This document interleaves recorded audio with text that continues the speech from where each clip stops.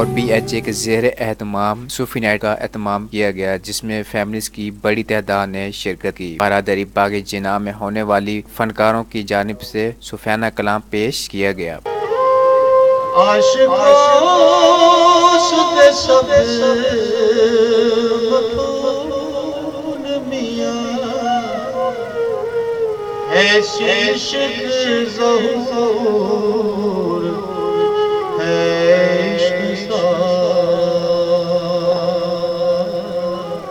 तकरीब में शहरियों की बड़ी तादाद ने शिरकत की, जिसमें मेहमान खसूसी वज़ीर सनत मियाँ असलम इकबाल ने बतौर शिरकत की। लोगों का कहना था BHA के जानिब से ये प्रोग्राम बहुत अच्छा किया गया, ऐसे प्रोग्राम होने चाहिए। कैमरामैन बिलाल के साथ एहसन शहजाद, DMH न्यूज़, लाहौर।